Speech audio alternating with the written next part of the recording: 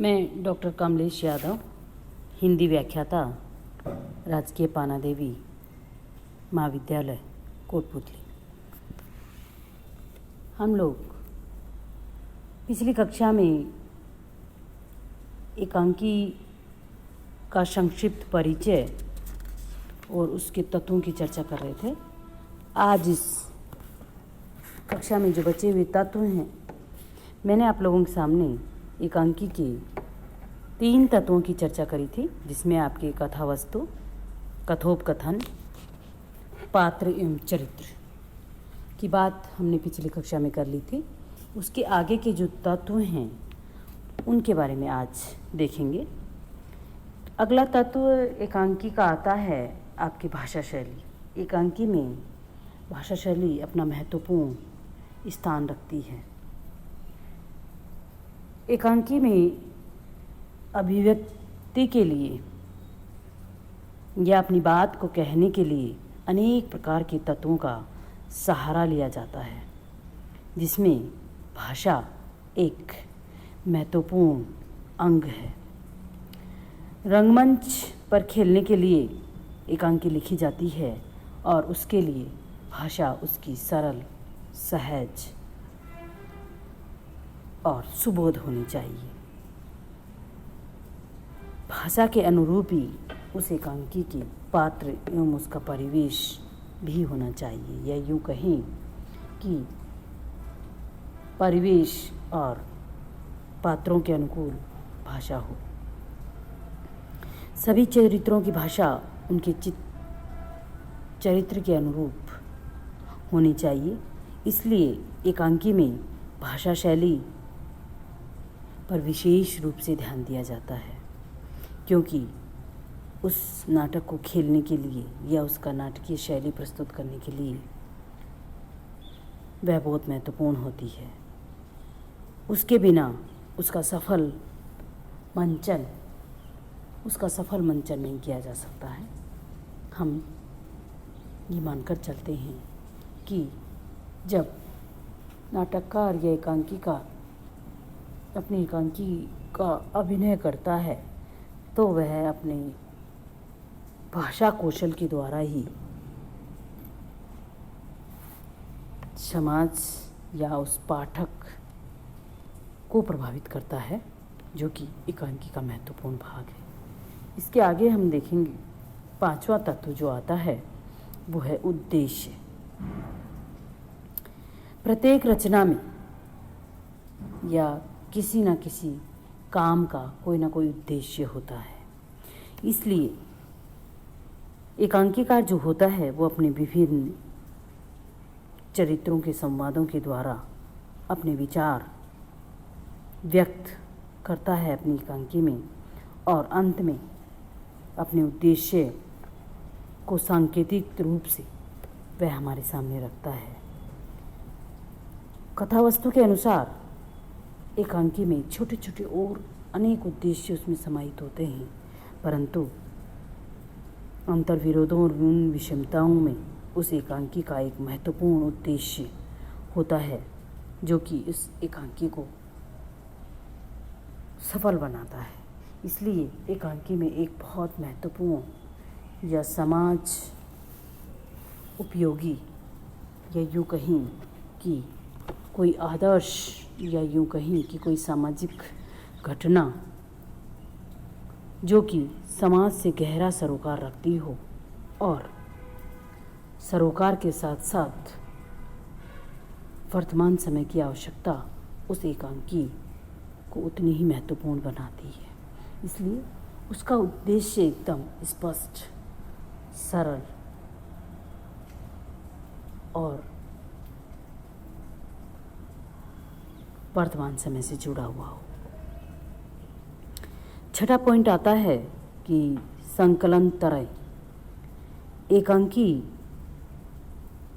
में अपनी स्वाभाविकता उत्पन्न करने के लिए उस एकांकी में कार्य, काल और स्थान की एकता का समन्वय होना बहुत जरूरी है।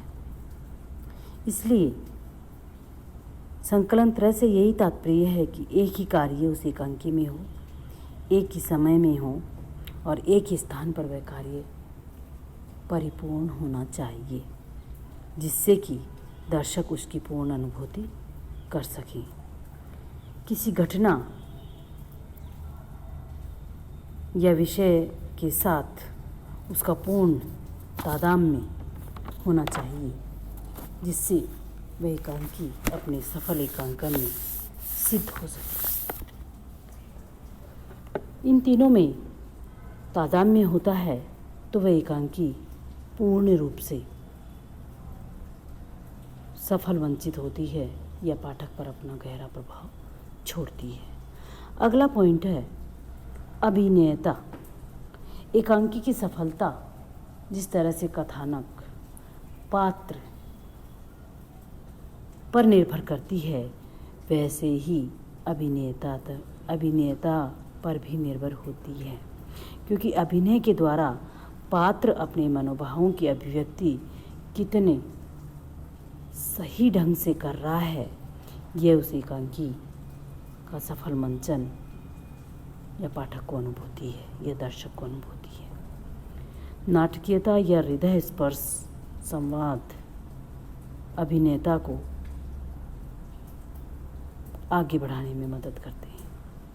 इसलिए एकांकी अभिनय को दृष्टि में भी रखकर लिखी जाती है।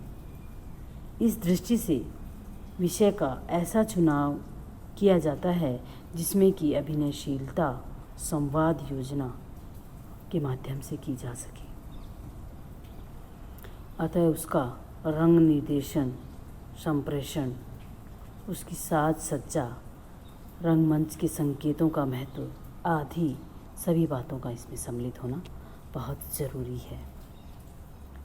अंतिम पॉइंट है आपका कि अंतर्द्वंद, अर्थात उस एकांकी में भावों का अंतर्द्वंद होना चाहिए। जब एकांकी के पात्र किसी विषय अथवा समस्या पर विभिन्न पक्षों पर विवाद करते हैं या उस एकांकी को खेलते हैं आगे, तो वह उनकी मनस्थिति, उनके भावों का जो संघर्ष है वो उत्तरोत्तर आगे बढ़ता हुआ हमें दिखाई देना चाहिए, क्योंकि यही वह माध्यम है जिसके द्वारा एकांकीकार पात्रों का मनोवैज्ञानिक चित्रण करता है।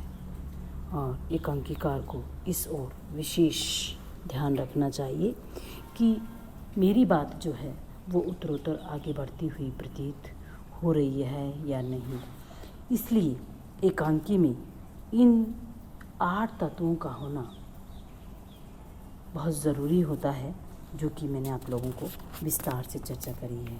पहला है कथा वस्तु, दूसरा है कथोपकथन, तीसरा है पात्र एवं चरित्र चित्रण, चौथा है भाषा शैली, पांचवा है उद्देश्य, छठा आपके आ जाता है संकलन त्रय, और सातवां आ जाता है अभिनेता, और आठवां है अंतर्द्वंद। इस तरह से ये 8 तत्व मिलकर के किसी भी एकांकी को सफल बनाने में पाठक के लिए उसमें प्रभाव उत्पन्न करने के लिए जो है महत्वपूर्ण है। तो आज हमने देखा कि एकांकी के तत्व। कल अगली कक्षा में जो है हम लोग एकांकी के भेद, एकांकी कितने प्रकार की होती है, उसके बारे में अध्ययन करेंगे। और मोटे मोटे रूप से एकांकी आपके ऐतिहासिक हो सकती है, सामाजिक हो सकती है, पौराणिक हो सकती हैं और घटना प्रधान हो सकती हैं। परंतु कौन कौन सी महत्वपूर्ण एकांकियाँ साहित्य में घटना प्रधान हैं, घटना प्रधान एकांकी में क्या महत्वपूर्ण होता है और किन किन चीज़ों को कैसे कैसे हम इनका विश्लेषण करते हैं अलग अलग, इन सब के बारे में देखने का प्रयास करेंगे।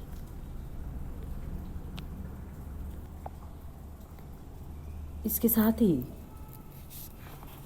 हिंदी साहित्य में कुछ महत्वपूर्ण एकांकीकार हुए हैं, जिनका साथ साथ जो महत्वपूर्ण एकांकियाँ हैं उनको भी विश्लेषित करने का प्रयास करेंगे।